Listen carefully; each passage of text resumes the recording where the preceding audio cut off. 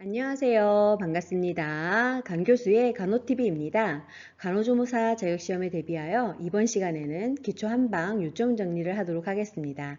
최근 5년간 기출문제를 반영하였기 때문에 모두 맞추실 수 있습니다. 준비되셨나요? 잘 들어요. 출발! 기초 한방의 교과목 구성을 살펴보면 한방간호의 내용, 경락과 경혈, 침과 뜸의 사용, 자연요법의 관리, 체질의 정의 및 원리로 구성이 되어 있습니다. 자격시험에서 출제 문항수는 2문제로 기초 간호학 개요에서 출제가 되고 있습니다.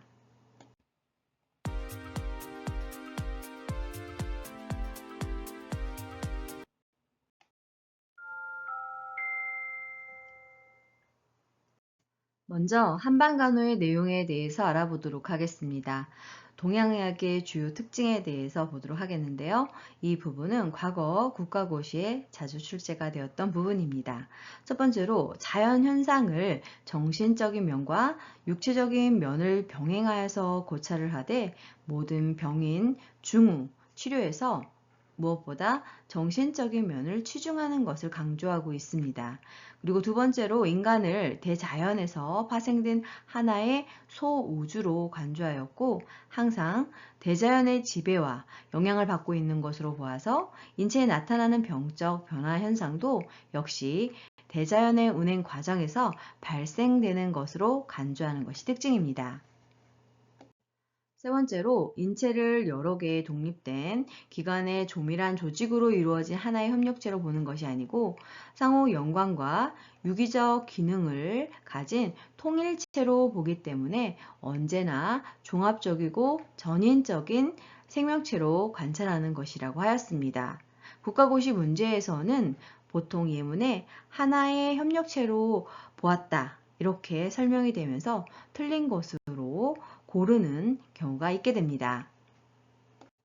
자, 그럼 한방간호의 역할은 무엇일까요? 이 부분은 18년도 상반기 국가고시에 출제가 되었는데요. 먼저 정신의 면을 살펴보면 환자의 정신 생활은 질병에서 영향이 큽니다. 그래서 이것을 칠정이라고 하였는데요. 희, 노, 우, 사, 비, 공, 경이라고 하여 환자 건강과 관련이 있다고 하였습니다. 자, 그래서 노, 성냄은 간을 상하게 하는 것이고 비, 슬픔은 폐를 상하게 한다고 하였습니다. 희, 기쁨은 마음을 상하게 하고 공, 놀람은 신장을 상하게 합니다. 사, 생각은 비장을 상하게 합니다. 그래서 이것들을 연결하는 것이 국가고시 문제로 출제가 되고 있습니다. 자, 그럼 음식의 면에는 어떤 특징들이 있을까요? 마음의 병은 온식, 따뜻한 음식을 금해야 하고 폐의 병은 차가운 음식, 한식을 금해야 합니다. 그리고 간의 병은 신, 매운 것을 금해야 하며 심장의 병은 함, 짠 것을 금해야 합니다. 비장의 병은 산, 신 것을 금해야 하고 신장의 병은 감, 단 것을 금해야 합니다. 폐의 병은 고, 쓴 것을 금해야 하는 것으로 과거 국가고시에 연결 문제가 출제가 되었습니다. 자, 그럼 기후의 면은 어떤 역할을 하게 되는 것일까요? 병실은 한온, 날씨가 차고 따뜻함 정도를 적당히 유지해야 합니다. 그리고 한서, 추위와 더위의 기후도 인체에 매우 중요한 영향을 미치게 되는 것입니다. 자, 그럼 기거의 면은 어떤 것일까요? 병실은 설비가 간단하고 청결하게 유지되어야 하며 광선이 충분하여서 공기의 유통이 잘 되어야 합니다. 자, 그러면 한방에서 투약은 어떻게 하는 것일까요? 제형의 종류에 대해서 알아보도록 하겠습니다. 이 부분은 18년 하, 20년 상, 21년 하반기 자격시험에 출제되었던 중요한 부분입니다. 암기해 주세요. 첫 번째로 탕제는 용기 중에서 약물을 넣고 물을 부어 가열하여 성분을 삼출시키는 것입니다. 탕제는 급성질환에 많이 응용되는 것으로 증상에 따라서 용량을 가감, 줄이거나 늘릴 수 있습니다. 그리고 산제는 마른 약재를 균등한 새말, 즉 가루로 만들어서 채를 쳐서 고르게 혼합하는 것입니다. 환제는 약물을 분쇄 새말로 한 후 꿀이나 결합제를 가하여 일정한 크기로 한약을 만드는 것입니다. 주로 환제는 만성질환에 응용이 되고 있습니다. 고제는 약물에 물을 가하고 달여서 찌꺼기를 제거하고 다시 진하게 달여 꿀이나 설탕 등의 보조물을 넣고 농축시킨 반유동 상태입니다. 주제는 약물을 알코올 등에 담그고 성분을 삼출시켜서 복용하는 것이고, 정제는 약물을 세말로 하거나 유효 성분을 추출하여 농축시킨 후 부영제를 가하여 정제로 알약으로 만드는 것입니다. 엑기스제는 약물의 유효 성분을 전출한 다음에 약액을 농축시켜서 약물의 일정 용량의 성분을 제품에 일정량에 일정하게 함유되도록 한 것입니다. 그래서 엑기스제가 과거 시험 문제에 출제가 되었고요. 시럽제는 약물을 탕전, 우려낸 다음 찌꺼기를 제거시키고 농우에게 백당, 달달한 것을 넣어서 만든 것을 의미합니다. 자, 그러면 한방 약들의 복약법에 대해서 알아볼까요? 약을 다리는 용기는 질 그릇이나 질 항아리로 사용을 해야 하는데요. 그 이유는 알루미늄 냄비나 범랑 냄비를 임시로 사용할 수는 있지만 철 냄비는 사용을 금해합니다. 그 이유는 화학 변화로 인해서 치료 효과를 저하시키기 때문입니다. 이 부분이 과거 자격시험에 출제가 되었습니다.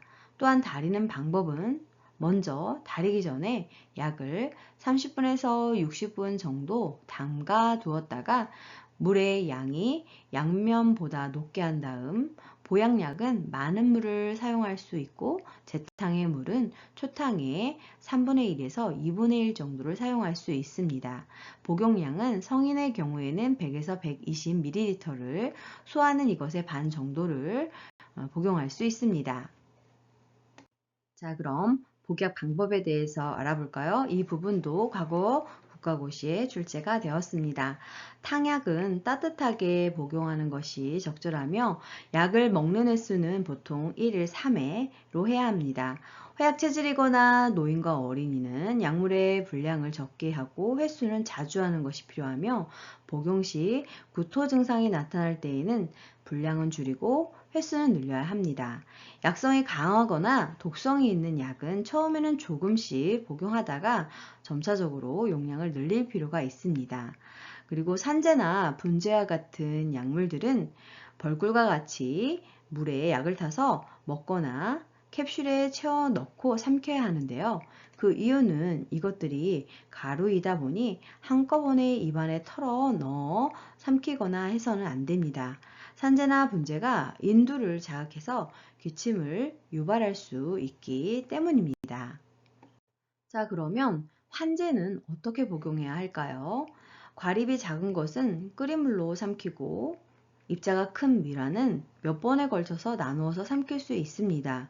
그리고 딱딱한 수화는 온수로 용해시킨 후에 복용할 수 있습니다.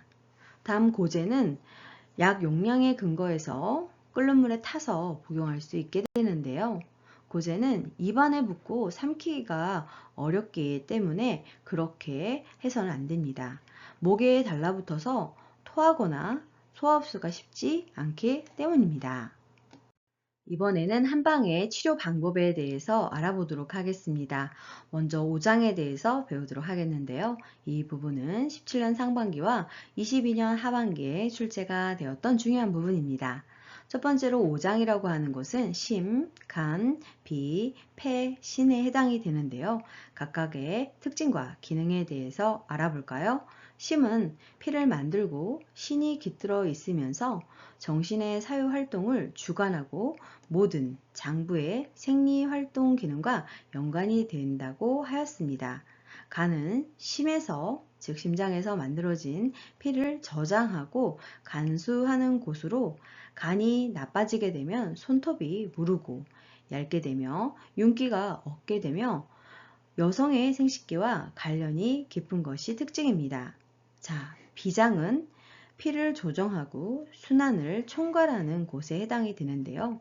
음식물에서 영양분을 받아들여 전신에 보내는 작용을 한다고 하였습니다. 폐는 기를 다스리는 곳이고 신은 인간의 정에 관계되는 곳으로 남성의 생식 기능과 관련이 깊다고 하였습니다. 자, 그럼 육부는 무엇일까요? 바로 위, 소장, 대장, 방광, 담, 삼초로 과거 국가고시에서 5장과 육부를 섞어 놓은 후 구분하는 문제가 출제가 되었습니다. 자, 그럼 오관은 무엇일까요? 눈, 귀, 코, 입, 피부의 5가지 감각기관을 말하는 것으로 시각, 청각, 후각, 미각, 촉각을 의미합니다. 자, 그러면 오장육부의 표리 관계에 대해서 보도록 하겠는데요. 이 부분도 과거 자격시험에 출제가 되었습니다. 간은 담과 관련이 있고 신은 방광, 폐는 대장, 심장은 소장, 그리고 비는 위와 표리 관계에 있다고 보고하고 있습니다. 자, 그럼 오축은 무엇일까요? 개, 양, 우, 마, 돈, 즉 닭, 양, 소, 말, 돼지를 의미합니다. 그래서 이러한 가축 5가지는 우리 장기들이 문제가 있었을 때 각각 섭취하는 것이 좋은 연결관계가 있게 되는데요. 간이 안 좋을 때에는 닭을, 그리고 심장이 안 좋을 때는 양을, 비장이 안 좋을 때는 소를, 폐가 안 좋을 때는 말을, 신장이 안 좋을 때에는 돼지고기를 섭취하는 것이 좋습니다. 다음으로는 경락과 경혈에 대해서 알아보도록 하겠습니다. 경혈은 인체의 중요한 기초적인 물질인 기와 혈이 지나는 통로인 경락을 따라서 신체의 바깥 부분에 위치하고 있게 되는데요. 12개의 경정맥과 2개의 특별한 기경맥, 즉 동맥과 인맥이 지나가는 자리에 각각 일정한 수가 배치되어 있는 기의 문을 말하게 됩니다. 그래서 보통 각 장기의 기능 상태를 잘 나타내는 것으로 직접 침구를 시술하는 부위로 사용이 되고 있습니다. 자, 그러면 경락 치료의 진단법에는 어떤 것들이 있을까요? 이 부분은 19년 하반기에 출제가 되었습니다. 첫 번째로 망진입니다. 이것은 눈의 색과 얼굴색은 오장의 기 상태를 잘 나타내는 것으로 간주하고 있는 것으로 오색, 즉 청, 적, 황, 백, 흑, 눈이나 얼굴에 나타내는 이러한 색깔의 상태를 보고 진단하는 것입니다. 그래서 좋은 색과 나쁜 색이 있게 되는데 청색을 띨 때에는 간에 병이 있는 것으로 간주하게 되고 적색이 나타날 때에는 심장에 병이 있는 것과 관계된다고 하였습니다. 두 번째 진단법은 문진입니다. 오성, 오음, 오치를 통해 진단하는 것으로 오성, 가고, 호소신, 오음, 궁상, 각취와 같이 소리를 듣고 진단하는 것입니다. 그리고 오치는 향성, 부조, 초와 같이 코로 냄새를 맡아서 진단하는 방법입니다. 세 번째 방법은 문지입니다. 두 번째 배웠던 문진과는 다른 방법으로 환자가 원하는 오미, 즉 5가지 맛을 질문하여 들어서 진단하는 방법으로 근대의학과는 상당히 모습이 다르며 오미, 5가지 맛의 과부족을 질병의 원인으로 보고 환자가 원하는 오미를 물어서 그 병이 일어난 곳과 있는 곳을 알아내는 방법입니다. 오미라고 하는 것은 산, 고, 감, 신, 함으로 입이 시면, 즉 산은 간에 열이 있는 것이고 입이 쓰면, 고는 심장에 열이 있는 것이라고 보았습니다. 그리고 입이 달면, 감하면 비장에 열이 있고 입이 매우면, 신은 폐에 열이 있다고 보았습니다. 입이 짜면 함, 신에 열이 있고 입이 싱거우면 위에 열이 있다고 하였습니다. 네 번째 진단법인 절진은 맥진, 복진, 절경으로 구성된 것으로 맥진은 전승의학의 두드러진 특징을 이루고 있는 진단법인데요. 근대의학에서 하는 맥진과는 전혀 다른 성격의 기법을 갖고 있습니다. 다음으로는 어열의 특징에 대해서 알아보도록 하겠습니다. 이 부분은 과거 자격시험에 출제가 되었던 중요한 부분입니다. 첫 번째로 어열은 축혈이라고도 부르게 되는데요. 전신의 혈액 운행이 순조롭지 못한 것을 말합니다. 두 번째로는 어열이 경맥을 막아 통하지 못하게 되면 통증이 생기는 것이 특징입니다. 세 번째로는 한열, 즉 춥고 더움이 지나치게 왕성해도 어열이 생기게 됩니다. 네 번째로는 외상 어열은 상안 부위에 청자색 혈종이 보이는 것이 특징이며, 다섯 번째 어열은 발생 부위에 따라서 각기 다른 증상이 나타나게 됩니다. 다음으로는 한방병원 관리의 실제에 대해서 알아보도록 하겠습니다. 먼저 외래 관리에 대해서 알아보겠는데요. 맥진이라고 하는 것은 심장 박동에 의해 생긴 뇌하 파동이 동맥파를 따라서 말주로 전파하는 것을 요골동맥상에서 쥐두, 손가락 끝으로 속재하여 질병 상태를 판단하는 진단행위에 해당이 됩니다. 이 부분이 과거 자격시험에 출제되었습니다. 맥진계라고 하는 것은 재래 맥진 방법을 의학공학을 응용하여서 객관화한 기계인데요. 요골동맥, 측맥파를 미분파로 기록하는 것입니다. 그 외에도 초음파 치료가 있게 되는데, 초음파 에너지 진행 방향의 파동으로 전파되는 소리의 진동 중에 인간의 귀에 들리지 않는 고주파를 가진 에너지의 형태를 말합니다. 다음으로는 자침의 관리에 대해서 알아보도록 하겠습니다. 자침이라고 하는 것은 각종 침구를 이용하여 인체의 일정 부위를 자극하고 각종 조작 방법을 운용해서 경기를 돌발시킴으로써 생체의 기능을 조정하고 질병을 치료하는 방법에 해당이 됩니다. 자, 그러면 자침의 관리는 어떻게 해야 할까요? 먼저 환자의 체위 및 간호 방법에 대해서 알아보겠습니다.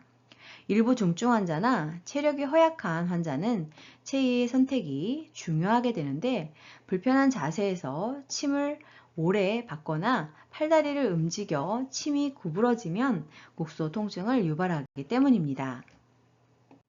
자, 그러면 환자의 체위 및 간호시 주의점은 어떤 것들이 있을까요? 이 부분은 과거 자격시험에 출제가 되었습니다. 첫 번째로 체위를 선택하는 원칙은 의사가 정확한 치료를 할 수 있고 조작하기 편리해야 하며, 환자는 편안한 자세로 견딜 수 있는 누운 자세가 좋습니다. 초진 환자는 현기증을 예방하기 위해서 누워 있게 합니다. 두 번째로는 침 치료에 필요한 부위를 모두 노출시킬 수 있어야 합니다.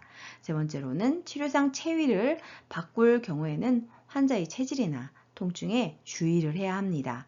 네 번째로 환자는 침 치료 시 마음대로 몸을 움직이지 못하게 하여 침이 구부러지거나 부러지는 것을 방지해야 합니다.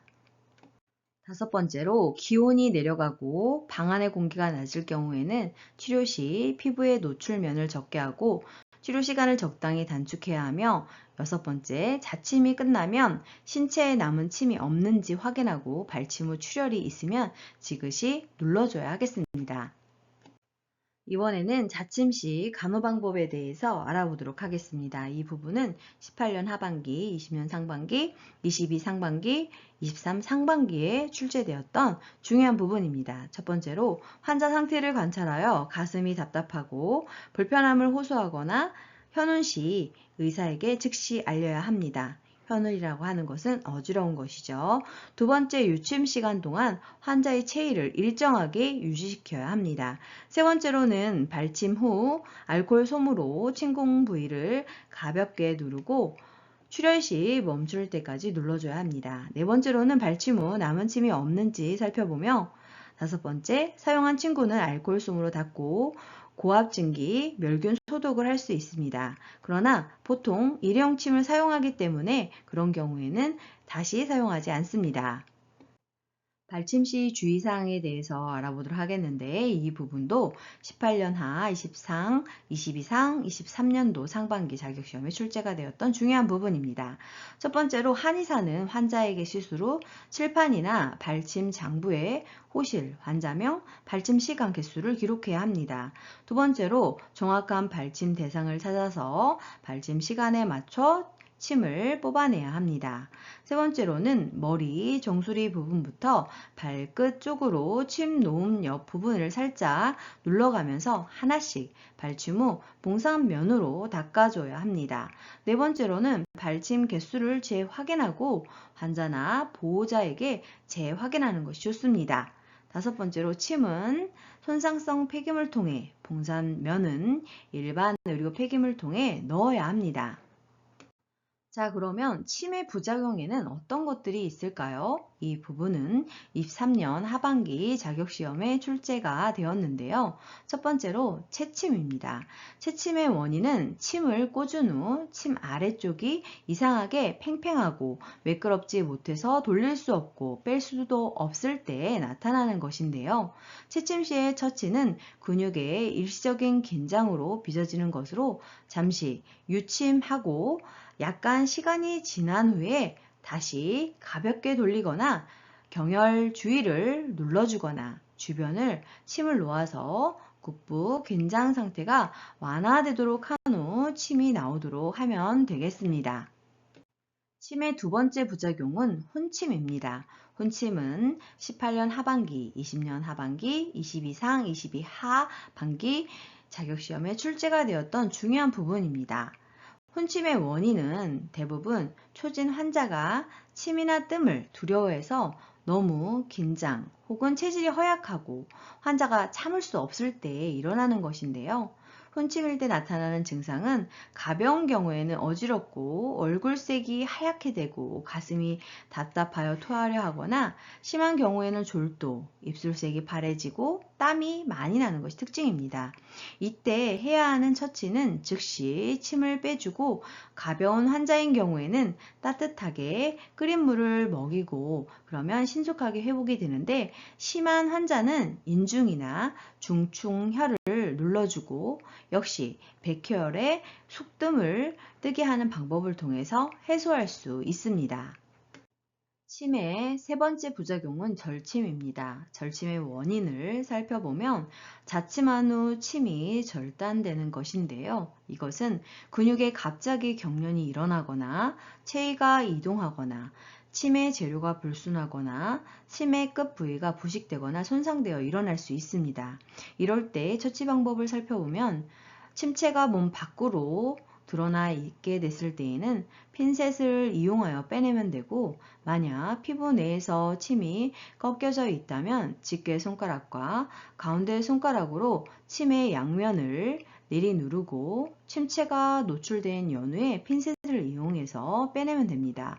그러나 깊숙이 삽입 시에는 수술로 빼내야 합니다. 침의 네 번째 부작용은 혈종입니다. 혈종의 원인은 침을 뺀 후 그 자리에 홍색의 작은 반점이 생기는 것인데요. 임상에서 자주 볼 수 있는 현상입니다. 이때 처치 방법을 보면 보통 스스로 소멸을 하게 되는데요. 그러나 침을 뺀 후 피부에 청자색이나 부어오른 덩어리가 드러나면 혈관을 손상하게 한 것이기 때문에 먼저 그 부위를 안마해주고 다시 온수포를 이용하게 할 수 있습니다. 침의 다섯 번째 부작용은 만침입니다. 만침의 원인은 침이 몸속에 들어갈 때 과도하게 힘을 주거나 환자가 침을 놓은 후 체위를 움직이거나 침에 충격을 주면 침체가 구부러지게 되는 것을 말합니다. 그러면 이때 처치 방법은 어떻게 될까요? 구부러진 정도가 너무 크면 구부러진 방향에 따라서 가볍게 비틀어서 침이 기울어진 방향으로 천천히 빼내면 되고 체위 변경으로 인한 것일 경우 먼저 체위를 교정하고 침을 빼면 되겠습니다. 자, 그러면 침을 놓고 얼마 동안 유지해야 할까요? 즉, 유침 시간은 얼마나 유지해야 할까요? 침을 자극한 후 유침 시간은 병증인 만성, 급성 여부에 따라서 그리고 체질에 따라서 달라질 수 있습니다. 두 번째로 기가 인체를 한번 순행하는 데 걸리는 시간과 실험적으로도 침을 자극했을 때 머리에서 분비되는 엔돌핀 등이 30분 후 유효한 상승하는 것으로 볼 때 보통 15분에서 30분 동안 침을 놓는 것을 유지하는 것이 좋다고 보고하고 있습니다. 자, 그러면 침의 원리는 어떤 것들이 있을까요? 이 부분은 과거 자격시험에 출제가 되었습니다. 첫 번째로 반사작용은 체표면의 일정 부위에 자극을 가하여 그에 대응하는 내장, 혈관, 각종 기관에 대해서 반사적인 영향을 미치는 것을 말하고, 두 번째 유도작용은 환부로부터 먼 곳에 자극을 가해서 혈관을 확장과 수축을 함으로써 배설을 촉진하고 소염작용을 하는 것을 의미합니다. 세 번째로 항분작용은 생체에 약한 자극을 가하여 지각이나 운동, 자율신경이 약화되었을 때 하는 방법이며, 네 번째 억제작용은 생체에 강한 자극을 가해서 억제, 제지, 진통, 진정작용을 하고자 할 때 자침하게 되겠습니다. 자, 그러면 치매 적응증에 대해서 알아볼까요? 이 부분은 21년 하반기 자격시험에 출제가 되었습니다. 첫 번째로 소아과에서 적용을 할 수 있는데요.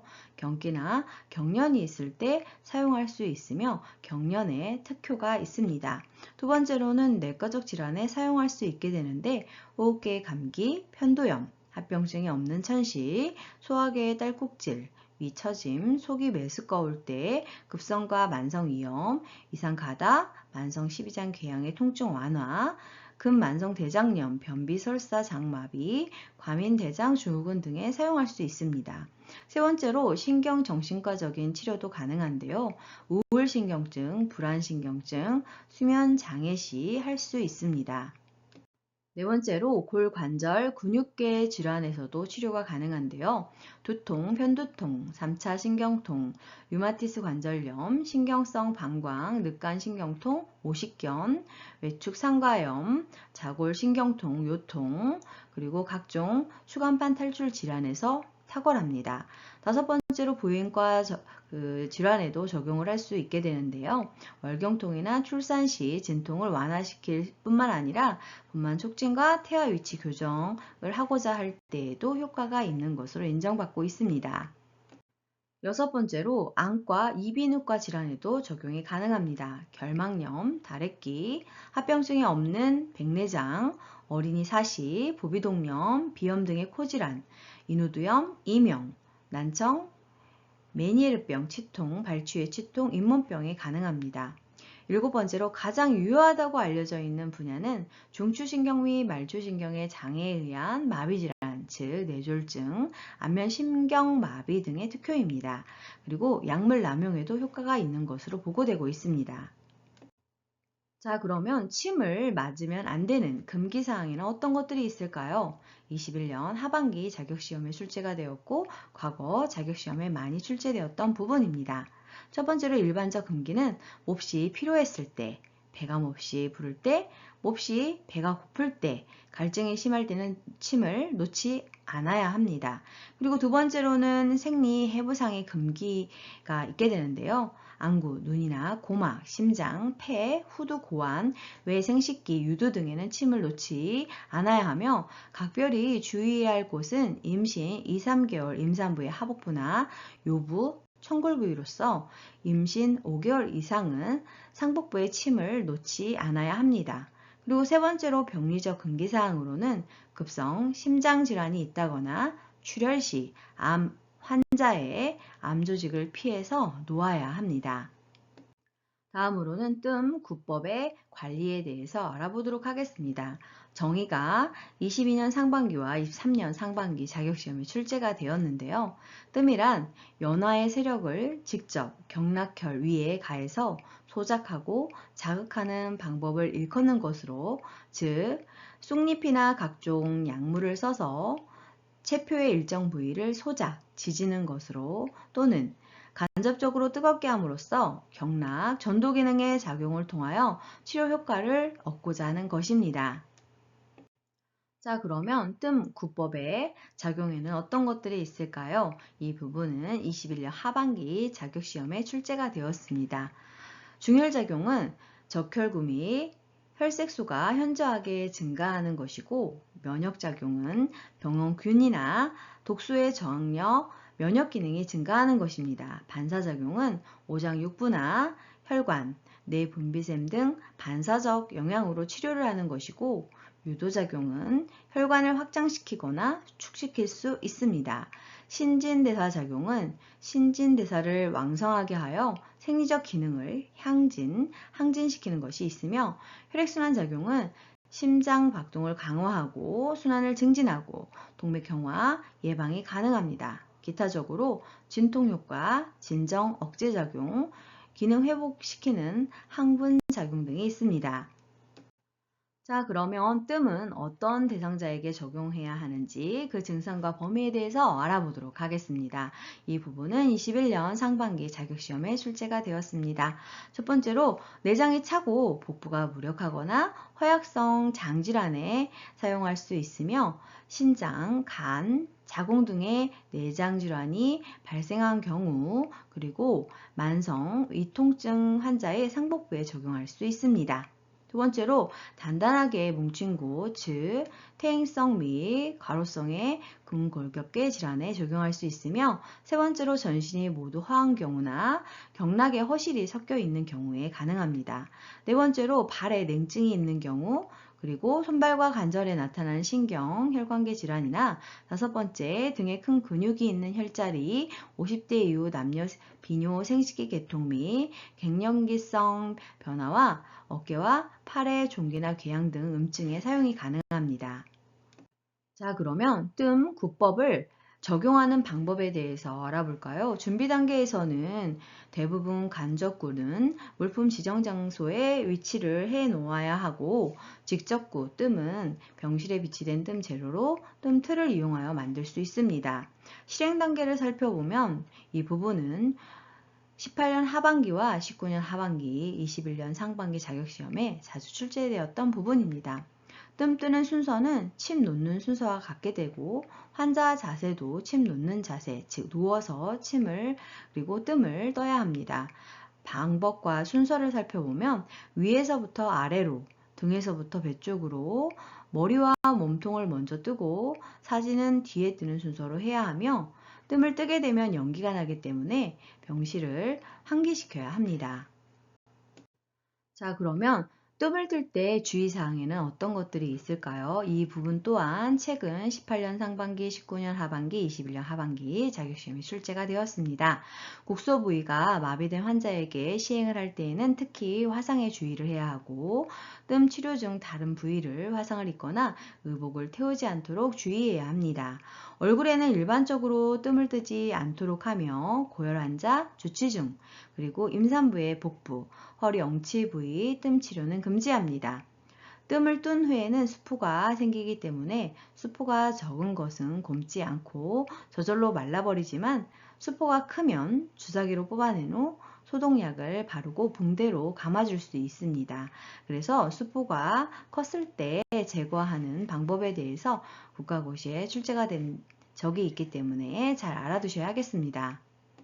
추후 단계를 살펴보면 환자의 상태를 관찰하고 뜸을 뜬 후 생기는 상처, 즉 구창을 보아야 하는데요. 뜸자리가 헐어야 병이 낫는다고 자생경에 보고되고 있습니다. 심지어 고름이 나야 효과가 있다고도 하였는데요. 물집이 잡히는 정도는 터지지 않으면 자연히 흡수되기 때문에 설명해주고, 뜸 시술 시 사용 물품 정리 및 환기가 필요합니다. 자, 그러면 뜸을 뜰 때 적용하는 부위에 대해서 알아볼까요? 이 부분은 17년 하반기에 출제가 되었는데요. 만성 위장장애 시에는 상복부 부위에, 월경불순 시에는 하복부 부위, 배뇨장애 시에도 하복부 부위에 구법, 뜸을 적용하게 됩니다. 마비 환자는 어깨 부위에, 관절염 환자는 무릎 부위에 적용할 수 있습니다. 자, 그러면 뜸 구법을 적용할 때 금기해야 하는 경우는 어떤 경우가 있을까요? 이 부분은 17년 하반기와 21년 22년 상반기 자격시험에 출제가 되었습니다. 일반적 금기사항을 살펴보면 몹시 필요했을 때, 배가 몹시 부르거나 고팠을 때, 갈증이 심할 때에는 뜸을 놓지 않아야 하며, 생리해부상 금기 부위로는 얼굴에 반점이 생기는 뜸을 놓지 않아야 되고, 심장부터 혈관이 드러난 곳은 적용하면 되지 않습니다. 병리상 금기로는 급성 복막염이 있다거나 열성 질환 시에는 하지 않아야 합니다. 지금부터는 자연요법 관리에 대해서 알아보도록 하겠습니다. 한방 물리치료의 개념은 인체 이학적인 자극이나 기계적인 기전을 응용해서 질병 치료 및 건강 증진에 효과를 미치는 치료법인데요. 한방의학과 서양의학에서는 물리치료가 차이가 있습니다. 한방의학에서 자극의 대상은 기혈관 위의 운행로인 경락과 내부 장기의 반응점인 경혈에 있게 되는데, 서양의학은 근육, 신경, 혈관 및 관절의 운동을 자극하게 됩니다. 그리고 한방의학에서의 치료의 목적은 전신적, 생리적 균형 조절과 신체 표면에 대한 자극으로 내부 장기 기능을 조절하는 것이고, 서양의학은 국소적인 진통, 소염과 운동 장애 개선을 하는 데 있습니다. 자, 그러면 자연요법에 대한 종류에 대해서 하나하나 알아볼까요? 첫 번째로 추나요법에 대해서 알아보도록 하겠습니다. 추나요법은 23년 상하반기 자격시험에 출제가 되었고, 과거 자격시험에 다수 출제가 되었던 중요한 부분입니다. 추나요법이라고 하는 것은 안마, 안교, 지압, 수기 등 다른 용어들로 사용이 되고 있는데요. 한의학에서 외과적인 치료 방법 중에 하나로 양 손가락이나 손바닥을 이용하여 환자의 질병 부위, 체질을 파악하여 치료하는 방법입니다. 관절 기능이 이상이 있을 때에는 관절 운동 범위를 개선하기도 합니다. 작용을 보면 통증을 경감시키고 음양의 조화와 경락을 소통시키고 혈액순환을 촉진하며 체질을 강화하는 데 있습니다. 치료의 원칙은 외상성 질병 시 주로 아픈 곳이 시술점이 되고, 국소적인 종창통, 즉 부은 부위로 인한 통증은 그 부근을 치료하게 됩니다. 수기의 자극량은 약한 자극에서 강한 자극으로 수기의 횟수는 점차 늘려나가야 합니다. 추나요법 시 유의사항에는 어떤 것들이 있을까요? 출혈성 질환이나 내장기의 기질성 병변, 염증성 질환 및 골절이나 관절 탈구 시에는 추나 치료는 금해야 합니다. 그리고 월경기, 임신기에는 복부나 요천부 등의 추나 치료는 불가합니다. 자, 그러면 추나의 기본 요법에는 어떤 것들이 있을까요? 지구는 수기요법을 일정 기간 동안 지속시키는 것을 말하고, 유력은 수기요법 시 필수적으로 갖추어야 할 일정한 힘, 환자의 체질, 병증, 부위 등에 따라 가감하게 됩니다. 균등은 수기요법의 동작에 일정한 압력을 가하는 것이고, 유한은 수기요법에서 유연하고 경쾌하게 하는 것입니다. 이번에는 자연요법 종류 중에서 부학요법에 대해서 알아보도록 하겠습니다. 부학요법은 진공, 정혈요법이라고도 하는데요. 이 부분은 20년 하반기와 23년 상반기에 출제가 되었고, 과거 자격시험에도 자주 출제가 되었던 중요한 부분입니다. 자, 그럼 부학요법은 무엇일까요? 옆에 사진에서와 보시는 바와 같이 음압 펌프질로 관 속의 공기를 빼내어 경혈상 피부 표면에 흡착, 시키거나 간접적으로 화력을 이용하여 우려를 하는 방법으로 어혈을 제거하고 체질을 정화하는 요법입니다. 그렇다면 부학요법의 목점이 효과에는 어떤 것들이 있을까요? 신경의 조화, 안정으로 수면이 개선되고, 인체 내에 정체되어 있는 독소 요인의 찌꺼기를 체외로 배출할 수 있습니다. 혈행이 촉진되어서 항병력의 증진이 되는 효과가 나타나며, 근육의 통증을 풀어주고 자각 증상을 없애주고 피가 맑아지고 기혈의 소통이 잘 되어 적혈구, 백혈구, 증혈을 촉진하게 됩니다. 그렇다면 부학요법으로 치료할 수 있는 질환에는 어떤 것들이 있을까요? 이 부분은 19년 상반기에 출제가 되었습니다.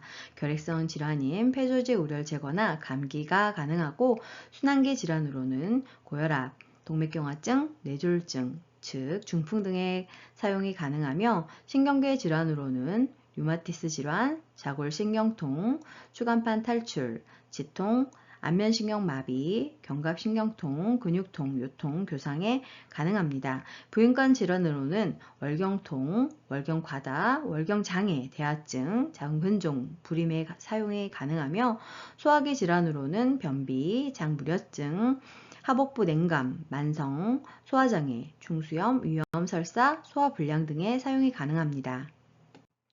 그렇다면 부학요법 시 진단은 어떻게 하는 것일까요? 피부 표면에 드러나는 부항으로 인한 색소 반응을 통해서 오장 6부 중 어느 곳에 병이 있는지, 병 상태가 어떤지 진단을 하게 되는데요. 색소 반응이라고 하는 것은 치료 후 피부의 표면에 남은 빛깔을 의미합니다. 즉, 신체 내부의 혈액이 노폐물 및 독소로 인해서 탁해짐에 따라서 보통 적색으로부터 빛깔이 점차 진해져서 검 보라색까지 나타날 수 있습니다. 중병을 오랫동안 앓고 있거나 생명력이 쇠잔한 노인성 질환과 만성 질환에서 때때로 색소 반응이 미약할 수 있고 한의사의 전문적인 진단이 필요한 영역입니다. 부항요법의 종류에는 두 가지가 있습니다. 습식 부항과 건식 부항이 있는데요. 습식 부항은 병소를 침으로 쪼아 그 위에 부항을 붙여 피를 뽑아내는 요법입니다. 타박상이나 뇌졸중 같은 급성 질환의 응급치료로 사용할 수 있습니다. 건식 부항은 피를 뽑지 않고 몸의 급소 자리에 음압을 주어서 할 수 있습니다. 자, 그러면 부항요법을 실시하는 방법에 대해서 단계별로 알아볼까요? 준비 단계에서는 하루에 한 번씩 하는 것이 원칙으로 적용할 수 있으며 등, 팔, 다리 부분을 많이 시술하기 때문에 환의를 벗고 체의를 취하는 것이 필요합니다. 부위에 따라 적합한 관을 선택해야 하며 일회용 흑각기와 렌싯, 종이표 등을 준비하는 것이 필요합니다. 자, 그럼 부항요법을 적용할 때 치료상으로 주의해야 할 점에는 어떤 것들이 있을까요? 이 부분은 19년 상반기, 22년 상반기, 23년 상반기, 그리고 과거에 자주 출제가 되었던 중요한 부분입니다. 첫 번째로 자연식을 병행해야 합니다. 육식 또는 고칼로리의 산성식품 섭취 시에는 쉽게 필요할 수 있기 때문에 그리고 효과가 저하되기 때문에 피해야 하고 자연식을 섭취해야 합니다. 그리고 서서히 체력에 적응되도록 훈련시켜야 하며 치료 후 피로감이 심할 경우 2, 3일간의 휴식기가 필요합니다. 만성병 치료 과정에서 명현, 어지럼 증상이 심해진다면 압력과 횟수를 감소시키거나 휴식이 필요할 수 있습니다. 그리고 출혈 증상이 심한 사람이나 정맥류 환자에게는 부항 치료를 삼가해야 합니다. 자, 그러면 부항요법 실행 단계에는 어떤 것들을 주의해야 할까요? 이 부분도 19년 상반기와 22, 23년 상반기에 출제가 되었던 중요한 부분입니다. 한의사가 시행을 해야 하고 표준 체중의 경우에는 한개소에 1에서 5분 정도를 흡압시켜야 하는데 전체 약 5분에서 10분 정도를 시행해야 합니다. 소요되는 시간이 중요하니 잘 알아두세요. 실수로 압축된 공기를 제거하고 조심스럽게 부항기를 떼내고 붕산 면으로 깨끗하게 닦아줘야 합니다. 그리고 처음 압력은 30에서 40 정도로 한 다음 차츰 높여가고 국부의 진통을 느끼거나 너무 긴장하는 환자는 일찍 끝내는 것이 필요합니다. 그리고 습식 부항을 할 경우에는 일회용 종이포를 깔고 렌싯을 삽입한 후 부항을 붙여서 사혈을 하는 것이 필요합니다. 자, 이번에는 부항요법의 추후 단계 및 주의사항에 대해서 알아볼까요? 이 부분도 같이 출제가 되고 있는 중요한 부분입니다. 사혈 출량에 대해서 질문을 하고 있는데요. 성인의 경우에는 1회 10cc를 넘지 않아야 합니다. 그리고 식사 직전, 후, 운동 직후 가급적 피해야 합니다. 수포가 발생됐을 때에는 멸균 쪽으로 수포액을 뽑고 꺼즈를 붙여두면 2, 3일 후 자연 소실됨을 설명하고 우열된 피부, 즉 색소 반응이 나타났을 경우에는 일주일 정도 지나면 자연 회복된다고 설명해 줘야 합니다. 이번에는 자연요법 중 수치료법, 냉온요법에 대해서 알아보도록 하겠습니다. 이 부분은 과거 자격시험에 여러 번 출제가 되었던 부분입니다. 수치료법을 하는 목적은 자극과 진정, 그리고 혈액 정화 및 혈액순환 촉진, 해독과 중화작용, 산염기의 조화를 이루기 위해 실시하는 건데요. 시행 요령을 살펴보면 냉탕은 16도씨 전후, 온탕은 42도씨 전후가 가장 이상적인데요. 병약자나 고령자, 특히 수단기 질환 환자에게는 처음은 냉탕 30도씨 전후, 온탕 40도씨 전후로 온도차가 10도씨 내외로 나야 합니다. 특히나 사지 말단육부터 시작을 해서 점차적으로 익숙하도록 해야 하며 반드시 의사의 지시하에서만 시행할 수 있습니다. 그래서 일반적인 적용 온도와 순환기 질환 환자에게 적용하는 온도를 각각 암기해 두시는 것이 필요합니다. 자, 그러면 냉온요법, 수치료법은 어떤 질환에 적용할 수 있을까요? 17년 하반기와 과거 자격시험에 출제가 되었던 부분입니다. 적응증은 만성질환에 적용할 수 있는데요. 만성 소화기 질환이나 고혈압, 비만증, 신경증, 당뇨병, 뇌졸중, 신경통, 류마티스 질환에 사용할 수 있습니다. 그러나 중증 심장 질환에는 적용할 수 없으니 금기증에 해당하는 이 부분을 암기해 주세요. 수치료법인 냉온요법을 실행하는 단계에 대해서 알아보도록 하겠습니다. 이 부분은 과거 자격시험에 출제가 되었던 부분인데요. 냉탕에서 시작해서 냉탕으로 끝내야 하고 1분씩 5번에서 7번을 반복하도록 설명을 해야 합니다. 심장에서 먼 부위부터 찬물을 적셔서 냉온욕을 시작하고 체지방이 몰려있는 곳을 두들리거나 주물러주면 체지방 분해에 도움이 될 수 있습니다. 가슴이 답답하고 호흡곤란, 어지럼이 있게 되면 즉시 보고하도록 교육을 해야 합니다. 그렇다면 주의사항에는 어떤 것들이 있을까요? 냉온 욕실은 깨끗이 청소하고 사우나와 환풍기를 꺼서 화재 사고를 예방해야 합니다. 매일 냉온탕 시 비누를 사용할 경우에는 비타민 A나 D의 결핍과 신경 과민이 생길 수 있기 때문에 사용을 금해야 합니다. 다음으로는 자연요법 중에서 한증요법, 발환요법에 대해서 알아보도록 하겠습니다. 한증요법이라고 하는 것은 땀을 나게 해서 병을 고치는 원리인데요. 서양의학에서는 적외선 등을 이용한 밀폐용기 속에 목만 내놓고 발환을 시키는 사우나나 발환으로 체중을 조절하거나 노폐물 배설을 촉진하는 목적으로 사용이 되고 있습니다. 동양의학에서는 숙탄기를 개발하여 이용하고 있고 온보, 몸을 따뜻하게 하고 소염작용 등의 효과로 치료하는 목적을 갖고 있습니다.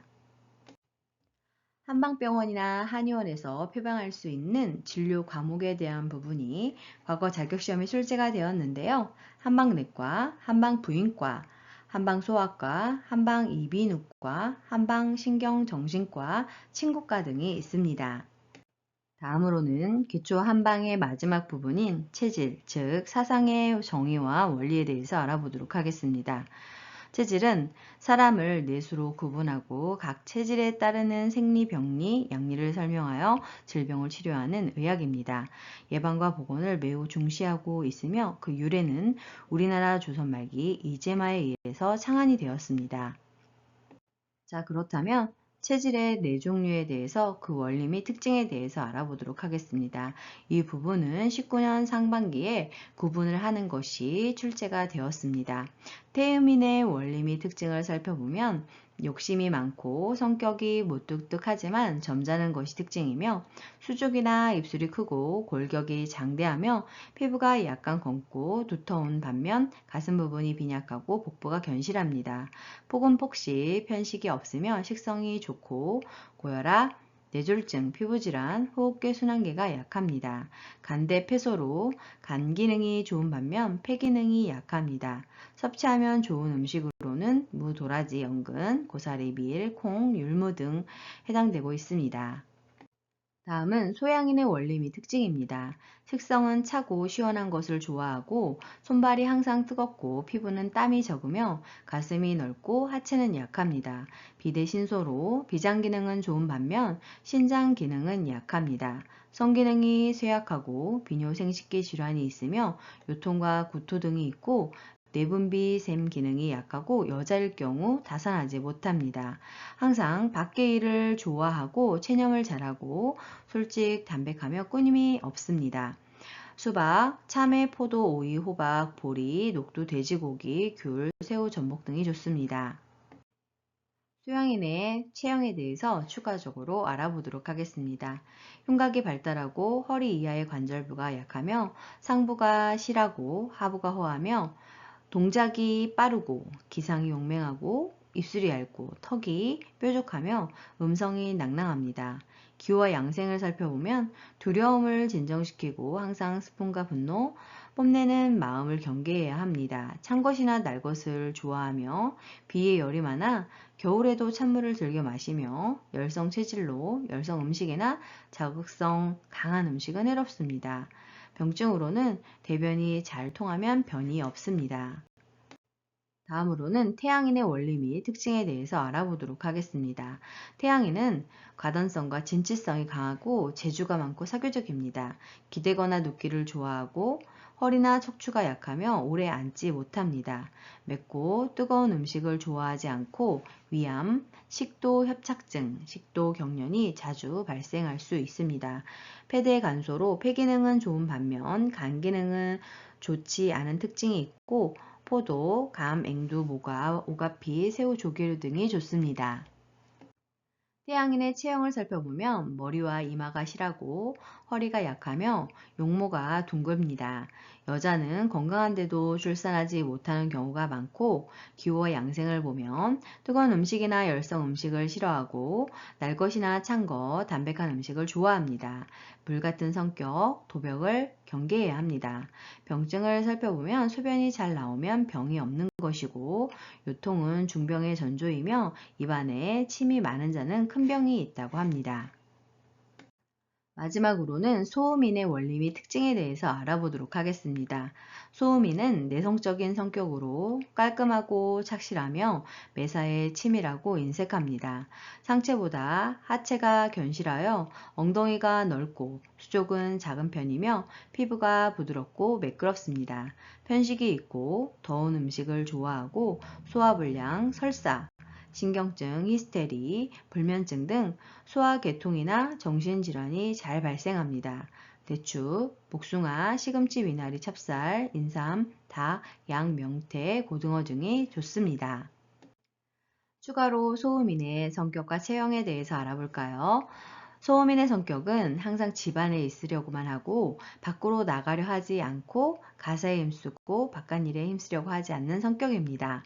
단정하고 침착하고 사교적이어서 타인에게 좋은 인상을 줍니다. 체형은 엉덩이가 발달하고 상체가 약한 편이며 상하가 균형 있고 용모가 짜임새 있습니다.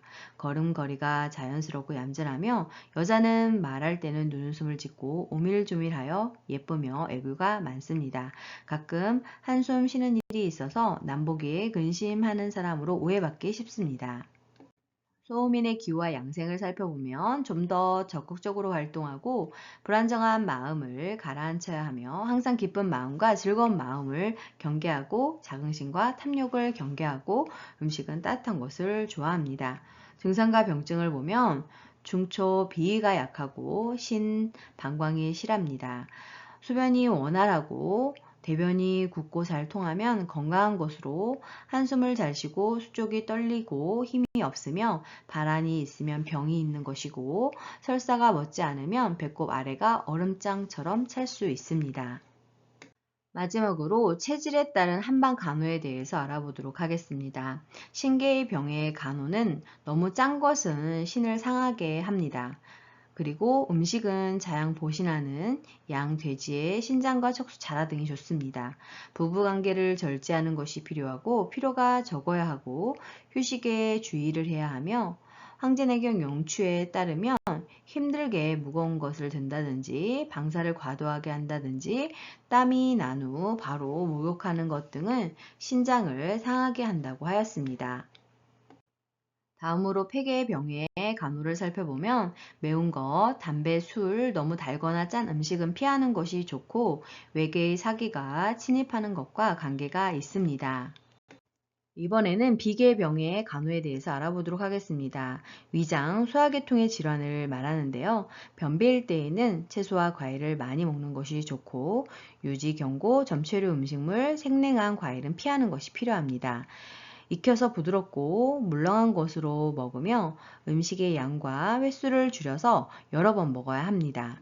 폭은 폭식을 피하고 평상시 보온에 주의해야 하며 음식은 반드시 절제하여 정시의 정량을 들도록 해야 합니다. 마지막으로 관계병의 간호에 대해서 알아보도록 하겠습니다. 주로 정신적 병변을 반영하는 것으로 동물의 간과 소, 양, 돼지, 족발을 많이 먹습니다. 기름기, 매운, 자극성 등의 화기를 동일하게 하는 음식은 피하는 것이 좋고, 크게 노한 후 정신이 분명치 않게 되고 갑자기 현기증이나 기절, 뇌졸중 증상이 나타날 수 있습니다. 간호의 원칙은 주로 정신 간호가 되며 감정이 편안해야 하고 우울하고 번뇌가 있으면 안 됩니다. 황제, 내경, 소문, 음상, 응양, 대론편을 보면 노하면 간이 상한다 하였습니다. 수고 많으셨습니다. 좋아요와 구독 꾹 알람 설정 눌러주시면 새로운 강의 동영상을 만나보실 수 있습니다. 감사합니다.